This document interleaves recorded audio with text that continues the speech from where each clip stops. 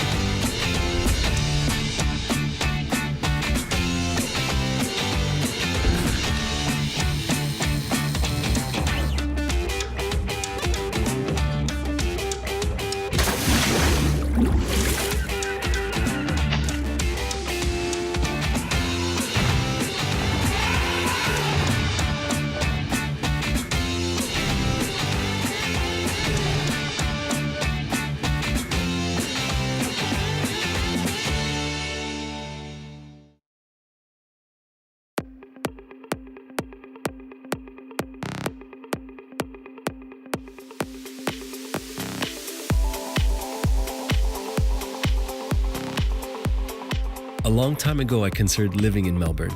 There's a general feeling of happiness, a balance of work and leisure. Time moves at a comfortable pace. For me, I've always wanted to go to Australia. The huge island continent is so far from us that it doesn't normally come up in our discussions of places to go. I've always had creative tendencies and tend to be drawn towards cosmopolitan cities. I felt I found that in Melbourne when I first visited 10 years ago. Mohammed has said nothing but great things since his visit. Australians themselves argue it's the greatest country in the world. I suppose they'd say that. And it might be true. People are courteous with each other, outdoor activities are cherished, creativity is coveted, and the cuisine is as healthy and international as its people. I'm looking forward to our time here and having an ultra-local experience to see if I can agree with the Australians and Mohammed.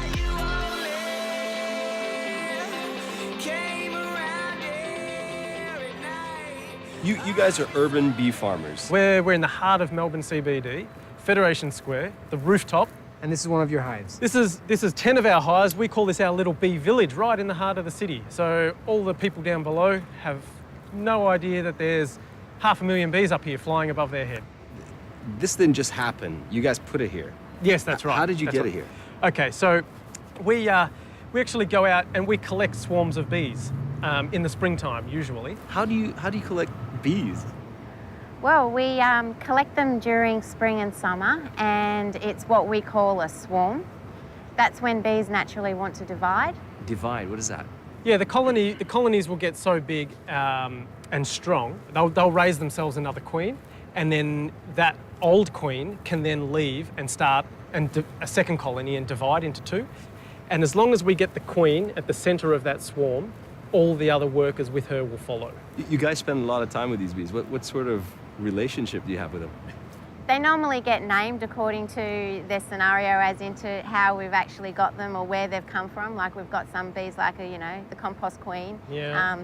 We've got one set that we call the Swedish bees. Mm-hmm. They're very blonde. they're very light in colour and very blonde. And they're very lovely. And you they're mentioned one of our that favourites. those over there, they're They're aggressive over there. They're good old-fashioned local bees. They're the jocks. Yeah. Yep. We've smoked the bees. So we've smoked the bees, which gives them a bit of distraction. So we can get in there and have a little bit of a look around.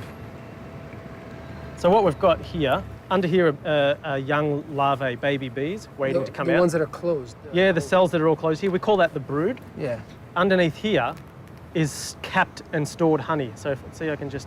Do bees get a bad rep for being aggressive? They do. Here in Australia, and I think in the States as well, we have wasps The Americans know them as yellow jackets. We have them as wasps. They look reasonably similar, and they're really aggressive, and they do give bees a bad name. Bees generally aren't interested in humans. We've got nothing for them.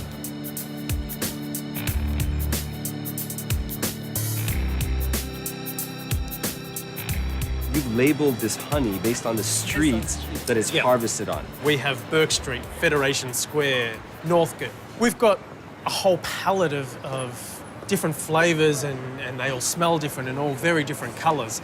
And the reason you have all these different flavours and colours is the location that the bees are collecting their pollen and nectar from. And we keep it all individual, which gives us a little bit of a gourmet edge and gives you all this variety of honey. Are you going to run us through some of the flavours? Definitely, let's get into it. We'll start with everyone's favourite of the minute is Federation Square. How far was this harvested from here? This is about 150 metres away. Oops. So the honey's cold extracted and not pasteurised or heat treated. So you get all of the flavonoids are all intact there, and you get those really interesting flavours. And we'll get you to try this here, this is only we'll say 3 streets away.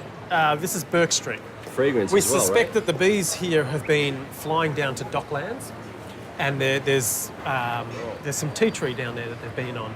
That is amazing. And so this Even the texture is The viscosity is very so this will different taste as well. very similar to a New Zealand manuka. You know, more importantly, it tastes like honey, and you know, like butter doesn't taste like butter anymore. Honey doesn't taste like honey anymore. Yeah. This is the real thing. There's also, we have a little bit of a belief that bees have been around for millennia, and they're so evolved and so highly tuned to the environment that they mix up these different pollens and different nectars in different ways for their own health reasons. Why would we move them around for what we want and how we want to influence the flavour? Let nature do its thing. They know better than us.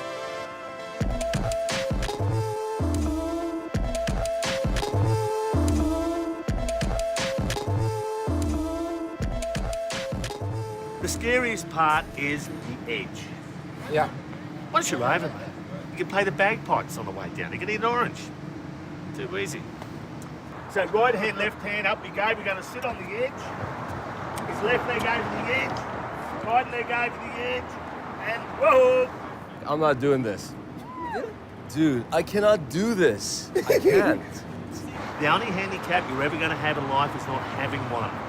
And fear ain't a handicap.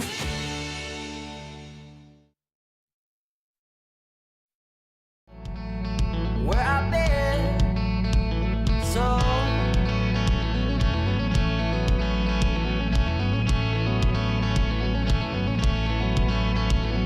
some of my friends wanted to know why I've been so unresponsive. Guys, welcome to Australia, welcome to the Collingwood Football Club.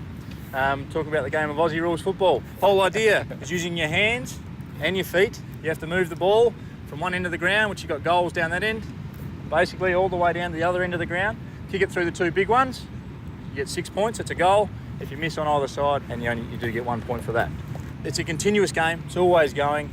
You have to kick, you have to handball. If you run for 15 metres, you have to bounce the ball. Cool, you can cool, get tackled as well, so we'll try some handballing drills. We'll do some kicking drills with you. We might even get Big Jack to tackle you as well. Mohammed can get tackled. I'll take one for the team. Excellent. Well, I look forward to seeing that. So this is an Australian game. So what do the Kiwis do, and do they ask to play as well? Purely Australian game, and we don't let them in. No, they play that other one. What is it, the rugby game? Yeah, no, this is a much better game, much better game. Okay, so real easy. If you're right-handed, make a fist with your right hand. Okay, the other one, the ball sits on top of your hand. Okay, so it's like on a plate, and all you're doing is taking that fist, and you've got to hit the ball around the cross at the back here, Okay. off your hand. Okay, watch this. Simple, step forward with your other hand, with your other leg. Playing with a professional footy player. All right, kicking. Harder, but more fun. Whole idea, you got the laces on the ball, see the laces? Yeah. Okay, wherever you want the ball to go, point the laces in that direction. Then drop the ball down, and you're trying to get the ball to land on your laces of your shoe. Okay. Okay, bring your leg through, kick the ball. So I'll go back a little bit. So laces towards you, hand spread, step, kick the ball down. And you have to do that like while you're running and while you grab something. You're gonna have to. Okay. We'll just go slow. So Away let we me go. try. Pretty good. Oh, P. Not bad. Pretty good. Beautiful. It's better than mine. Spin the other way. I'm used to those round balls. Okay, so I've seen the skills of Australian rules football, the kicking and the handballing. Now some of the tough stuff is when you get tackled. So when they tackle you, it's like wrapping you up, okay, like a big bear hug, but they're not allowed to get you over the shoulders, so your head's all right, and they're not allowed to get you below the knees. So, Mohammed, I think you're going to have a go. Yeah. We'll get Jack, one of our smaller blokes, to try and tackle you. All right, so Mohammed will go back a little bit. Ready? All right, here we go. I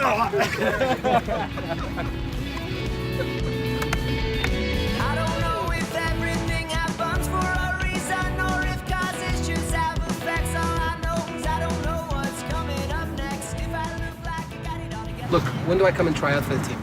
I think you just did. Can you play this weekend?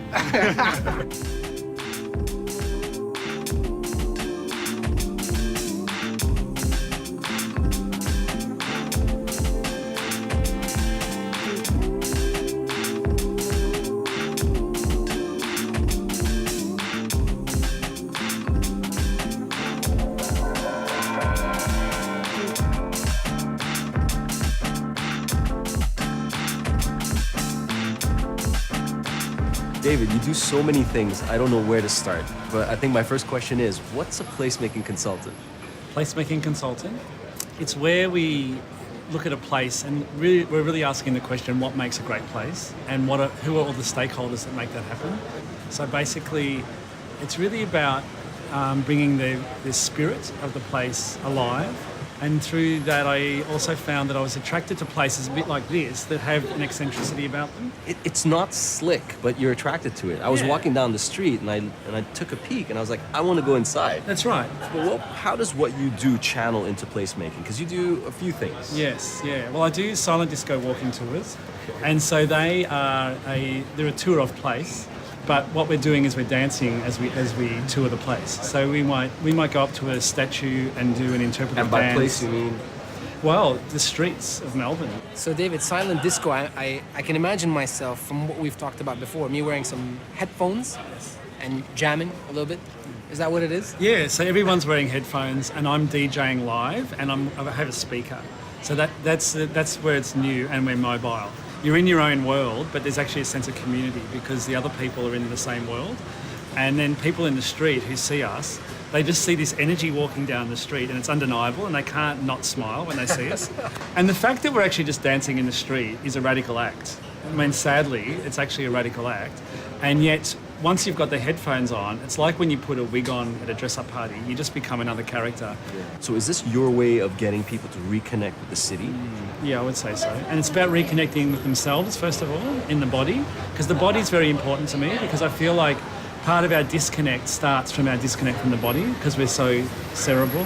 And then, of course, yeah, seeing the city in a different way. So this is I feel like it's placemaking as well, right? Yeah. Because you're creating this other world within these headphones. Absolutely. Well, place activation is the buzzword that they use. So we're activating the place because the place is there, and so we go in and play with it. So and I love the idea of bouncing off the things that happen spontaneously in the street. I've been growing up so fast and I don't think that I've kept up. I don't think that I have what it takes to do what I'm expected of.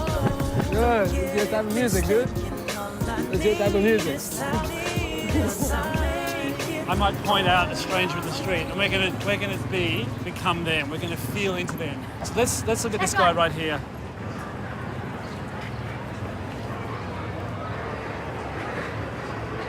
Looking up, walking towards him.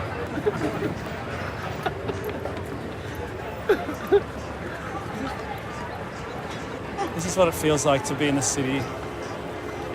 He's pretending he hasn't noticed us, but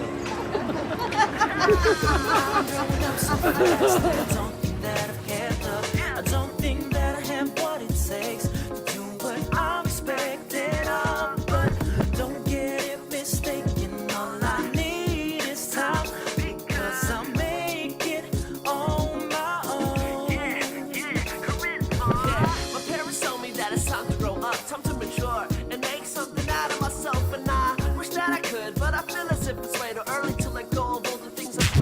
be a host or something. What's your part here? He's going to do something on TV. You know, there's these guys that, you know, Bear Grylls and all this type of stuff. You've got to do it. And not only that, it's looking bad. I'm not even happy with this footage now. You haven't been fair at all. In other words, you should even had a harness on. And I'll be pissed off if any of this footage is used. Unbelievable. Okay, bro!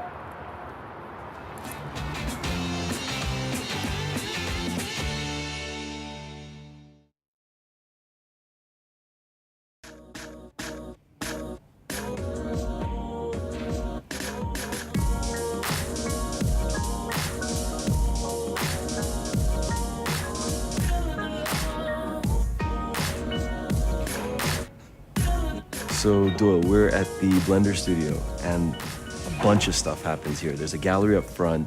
You're involved with like quite a few activities. What goes on here, man?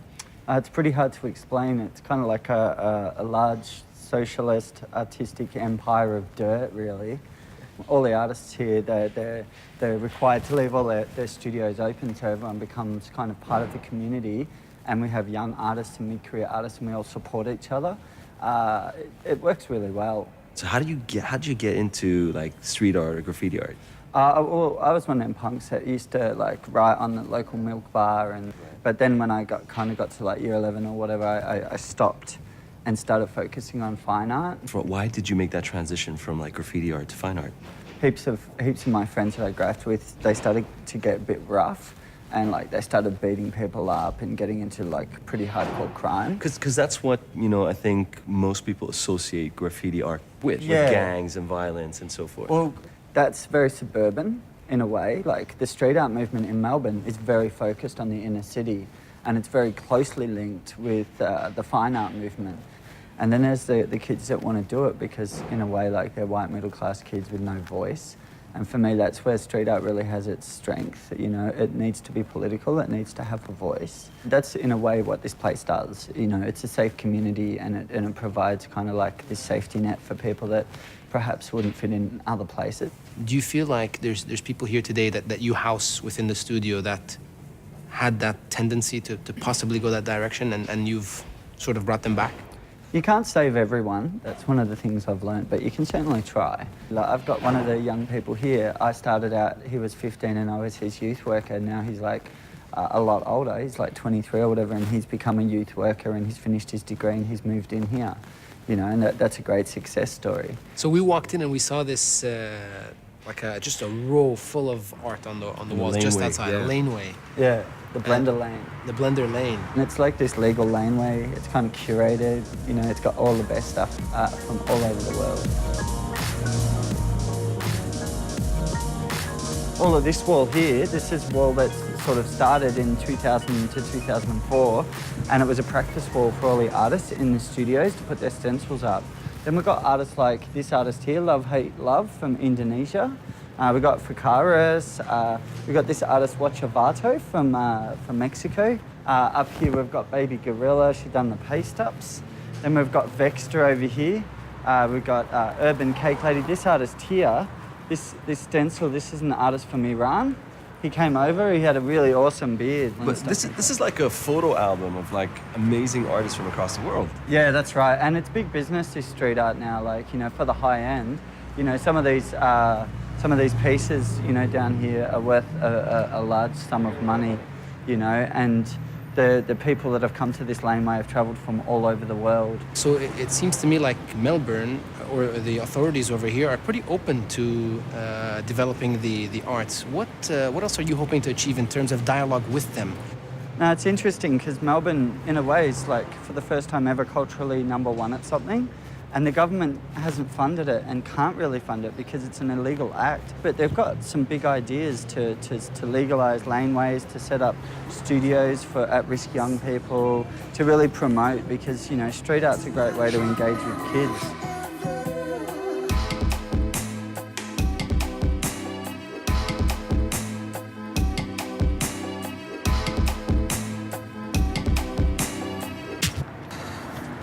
We've done our gloves. I want you to look at them two buildings over there. We're going to love this. Okay, right hand, elbow out like so. That's all you got to do. We control it. If it gets too scary, All you do is close your eyes. I'll get you off. Okay, Rob. Okay, left leg up, right leg up. Look here, run it off here, you. That's it. Okay, open your hands up, run down the wall.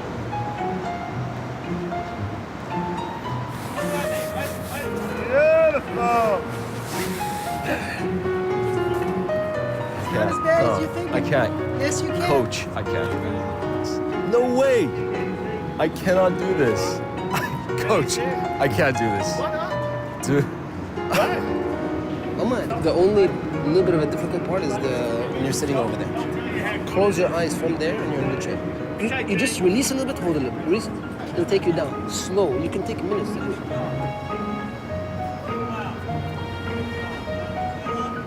And all you are doing now is standing on a beach with your toe in the water. Right? Jump into the water. That's what we're doing, guys. We're challenging our fears. Some a little bit more than others, obviously.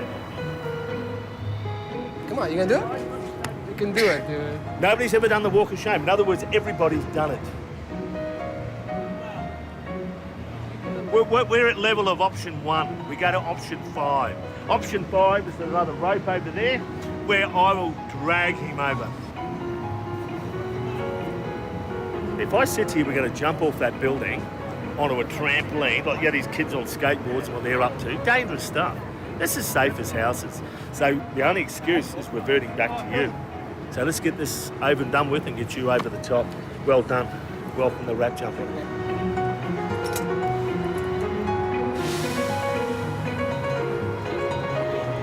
Okay, bro. Just right hand, both hands on the rope, looking at the buildings. I've got you. Sit up. Okay, up we go. I'll get you over. All right now, son. One leg over again. Well done.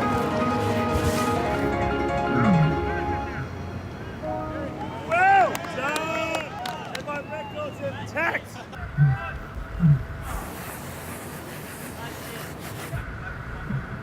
Bend your knees and push, Chief. Ugh. There we go, mate. Well done. Good job.